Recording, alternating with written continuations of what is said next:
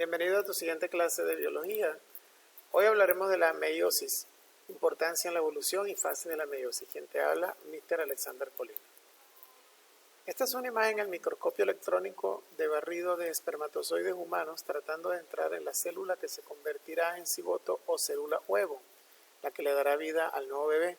Este capítulo o este tema te va a introducir un tipo de división celular denominada meiosis, que en los animales ocurre antes de la formación del óvulo y del espermatozoide, tal como ocurre en los humanos.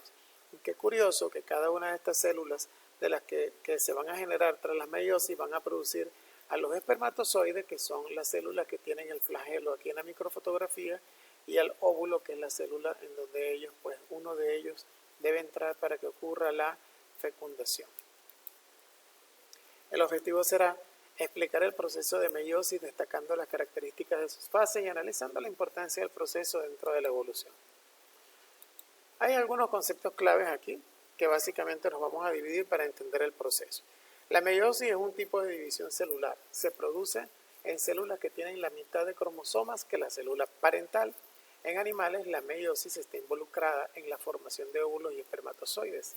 Cuando un óvulo y un espermatozoide se combinan para formar la célula hija, el número original de cromosomas se restaura. Y es que nosotros tenemos que recordar, básicamente, que nosotros somos seres haploides. Nosotros tenemos en nuestros juegos cromosómicos, tenemos 2n igual a 46, es decir, tenemos 23 pares de cromosomas, únicos y exclusivos formados por el ADN que aportan cada uno de nuestros padres.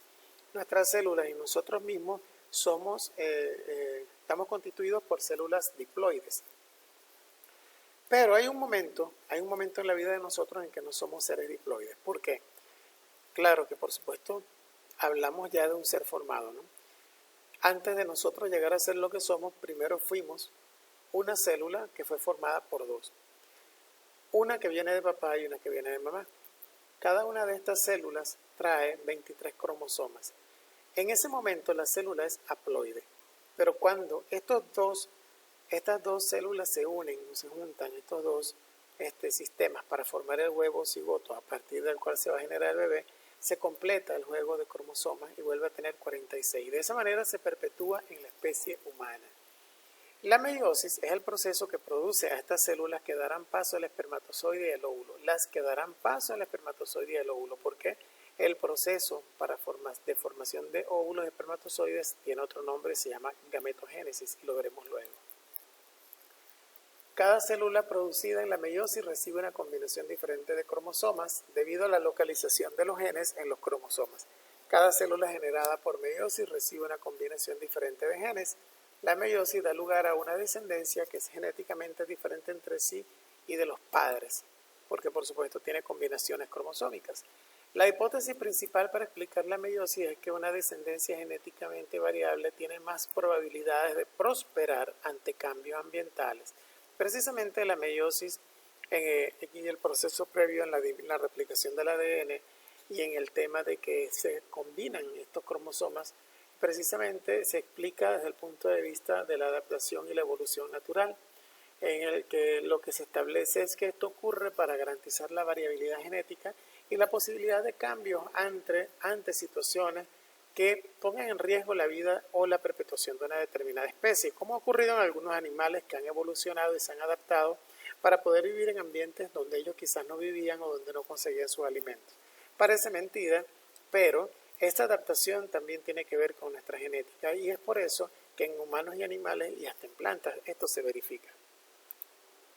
Si ocurren errores durante la meiosis, los óvulos y los espermatozoides resultantes en la gametogénesis pueden llevar un número equivocado de cromosomas y es poco frecuente que una descendencia con un número incorrecto de cromosomas se desarrolle de forma normal. Por lo general ocurren mutaciones en las que mueren, el individuo no llega a nacer. En otras sí, pero son mutaciones menos graves y sin embargo siempre tienen efecto en el organismo que se produce, y ustedes vieron en los temas anteriores que existen varios síndromes asociados a los cambios genéticos, a las mutaciones genéticas que no dejan que un organismo prospere adecuadamente, como por ejemplo el síndrome de Down. Aquí les coloco un ejemplo de cómo cambia el número de cromosomas en algunos organismos conocidos. Por ejemplo, en los humanos, que es el caso por supuesto de nosotros, fíjense, tenemos Número de tipos diferentes de cromosomas, 23. Este es el número haploide, N. El número diploide de cromosomas es 2N, el que tiene finalmente el individuo, 46. El humano tiene 23 tipos diferentes de cromosomas, pero están en 2, están multiplicados porque las células son diploides. Cuando ellas se dividen para generar las haploides, que serán en la meiosis, para generar las células que luego serán los espermatozoides y los óvulos, tendrán solo la mitad de la carga genética. El perro doméstico tiene 36 tipos de cromosomas diferentes y es también diploide y tiene 72. Tiene 36 pares de cromosomas, lo que hace que en total tenga 72 cromosomas. La mosca de la fruta 4 y tiene en total 8. Y así el chimpancé, por ejemplo, tiene 24 y en total 48 cromosomas. La hormiga bulldog, 1, un cromosoma, 2 en total. Un guisante, 7, 14 en total. Y el maíz, 10 y su número diploide es 20. Para que ustedes vean cómo cambia esto en las especies, ¿no? No estamos hablando nada más de humanos, podemos hablar también de vegetales. Entonces, en estos esquemas más o menos representaremos brevemente lo que ocurre. Una primera parte, cada cromosoma se replica previamente a la meiosis por los procesos que ya estudiamos en los parciales anteriores. Tenemos el cromosoma materno, que es el que está pintadito de rojo, y el cromosoma materno, ¿no? Y el cromosoma paterno, el que está pintadito de azul. Vamos a colocar aquí que tenemos estos dos como ejemplo. Ocurre la replicación y cada uno de estos cromosomas, por supuesto, ahora tendrá 2 cromátidas. Fíjense, aquí está el centrómero, la parte media, las cromátidas, aparecen las cromátidas hermanas, el cromosoma está replicado, aparece aquí en pares. Parejas de cromosomas, aquí colocamos parejas de cromosomas homólogos premeióticos porque no ha ocurrido la meiosis. Seguimos en el avance. Tenemos aquí, durante la meiosis, vea el diagrama, el número de cromosomas de cada célula se reduce. Fíjate lo que sucede. Tenemos la célula parental, la célula padre, que contiene, o madre, que contiene una pareja de cromosomas homólogos. Tiene una pareja de cromosomas homólogos. Lo estamos haciendo con una pareja para ejemplificar, ¿ok? Para ejemplificar, esto ocurre a nivel de todos nuestros cromosomas en las células de nuestro cuerpo. Son más. Los homólogos se separan. ¿Quiénes son los homólogos? Aquí obviamente estamos viendo los que se replicaron a partir de la parte paterna y materna. ¿Te das cuenta? Aparece este proceso en el que se separan los homólogos, es el llamado meiosis 1. Mira, aquí está el nombre, meiosis 1. Los homólogos se separan, la característica principal. Ahora, después que los homólogos se han separado, estos homólogos, ¿verdad? Dicen, las células hijas contienen solamente un homólogo, ellas otra vez se van a separar. Y fíjate, se está reduciendo la carga genética y aparece la etapa que llamamos meiosis 2. Cada una de ellas producirá una célula con una cromátida, con un cromosoma, no con 2, ¿te das cuenta? Y tiene justamente la mitad de la carga genética de la célula que la originó. Entonces tenemos 4 células hijas que contienen un cromosoma cada una. En animales estas células se convierten en gametos. Estas células que se están originando en la meiosis 2 son las que se van a convertir en gametos. Por ejemplo, en el hombre, a partir de una célula de estas, se van a generar 4 espermatozoides más adelante por el proceso llamado gametogénesis. En el caso de las mujeres se producen 4, pero solo una llegará a ser un óvulo maduro. Y eso lo vamos a ver más adelante, cómo ocurre ese proceso, ¿ok? Eso lo vamos a ver más adelante, cómo ocurre ese proceso. Pero este es como el proceso simplificado, ¿ok? De una célula aparecen 4 células hijas, que más adelante por el proceso de gametogénesis llegarán a ser o espermatozoides o un óvulo. Pero el proceso dice que se forman los homólogos se separan y los que se separaron se separan nuevamente en 2, dividiendo las cromátidas hermanas, como aparece aquí, apareciendo 4 células nuevas hijas. Veamos acá. En el caso de una mujer, en el caso de ser células femeninas, tenemos aquí el gameto, se volverá al final un óvulo, el gameto femenino, y el gameto masculino, que será finalmente el espermatozoide, van a traer cada uno una cromátida del individuo que le está aportando. En el caso de la madre, fíjate, una, ¿estás viendo? Me devuelve la diapositiva. Esta, por ejemplo, este llega a ser el óvulo y trae ese cromosoma de la mamá. Y uno de estos llega a ser un espermatozoide. Pero estamos hablando en el caso de que esto ocurre en una mujer y también ocurre en un hombre. Un hombre produce 4 y la mujer también produce 4. Por separado, ese que viene del papá finalmente termina convirtiéndose en un espermatozoide, que lo tenemos aquí. Y aquí adentro, si te das cuenta en la figura, que ya lo coloreé de amarillo y lo voy a quitar para que puedas volverlo a ver otra vez, lo borro. Allí está en azulito, trae uno de los cromosomas de la célula que te dije. ¿Ya? ¿Te das cuenta? Bien, ¿qué sucede? Ellos se unen en el proceso llamado fecundación y ahora dentro de la célula está uno de papá y uno de mamá. Y vuelvo entonces a tener otra vez una célula diploide 2N. En este caso sería 2N igual 2, porque estoy trabajando con una célula que tiene 2. El número haploide sería 1, ¿ya?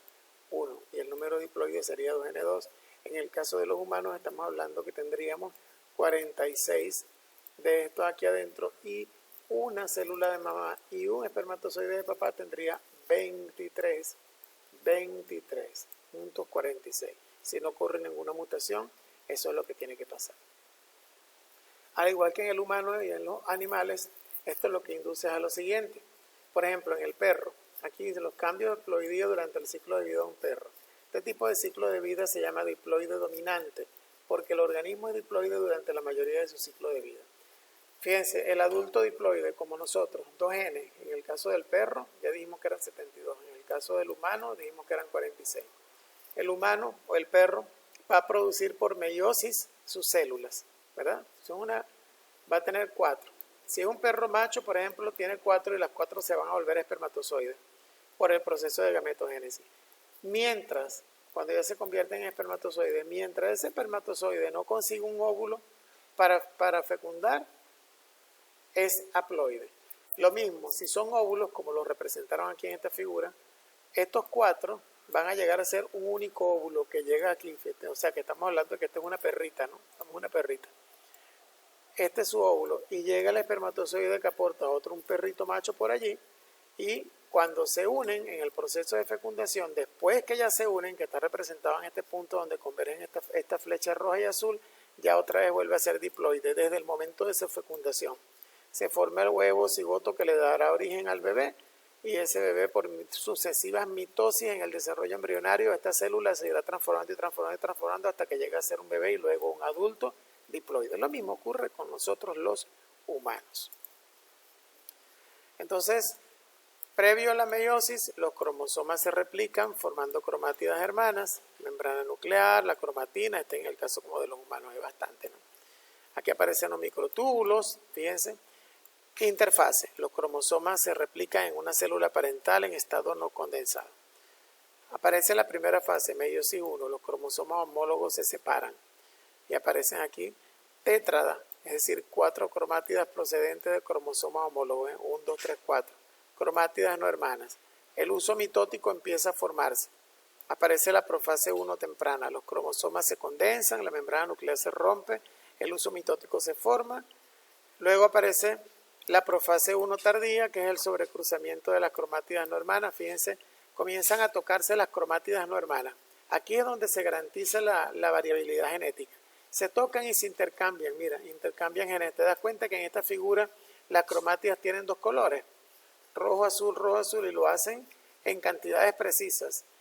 ¿Ve? Importantísimo, eso ocurre en ese proceso cuando se empiezan a reagrupar y a separarse. En la metafase 1 están alineadas en la parte ecuatorial, las tétradas migran a la placa metafásica o placa ecuatorial porque es en la zona media de la célula, y en la anafase 1 los homólogos se separan y comienzan a migrar hacia los lados opuestos de la célula. Pero, ojo, mira, se van de 2 en 2 y se van con cromosoma de uno y cromosoma de otro, ¿te das cuenta? Ahora, en la segunda fase de la meiosis tú tienes 2 células que tienen cromátidas de cada una de las anteriores, pero en pares, que estamos aquí en la telofase 1 y citocinesis. Van a migrar hacia los polos opuestos de la célula y luego la célula se divide. Mira, comienza a formarse otra vez un uso mitótico. Aquí están los usos mitóticos en la profase 2. En la metafase 2 otra vez se alinean Pero ahora que no se van de 2 en 2 en la anafase 2, se van de 1, ¿te das cuenta? 1, 1, 1 y 1. Y aquí también 1, 1, 1 y 1. Las cromátidas hermanas se separan. Y por un proceso de citocinesis se separan en 2 células diferentes. Y fíjate, cada una va a aparecer con sus cromátidas separadas. Entonces tenemos 4 fases, en la telofase 2, aparecen 4 células hijas.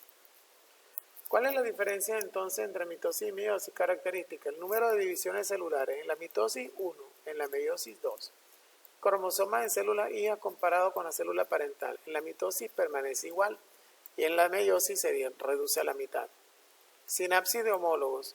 No, en la mitosis no. En la meiosis sí. ¿Qué es la sinapsis de homólogos? Cuando se tocan estos genes e intercambian material genético. Número de sobrecruzamientos. Ninguno. En la meiosis, 1 o más por pareja de cromosomas homólogos. Similitud de los cromosomas de las células hijas, idéntica. En la meiosis, diferente. Solo un cromosoma de cada tipo presenta segmentos materno y paterno mezclados en los cromosomas. Y la función del ciclo de vida: reproducción asexual de las eucariotas, división celular para el crecimiento de organismos multicelulares, lo que le da paso al nuevo ser. Y aquí precede a la producción de gametos en animales en la reproducción sexual. Esa es la función final de la meiosis. Que sea de provecho tu clase.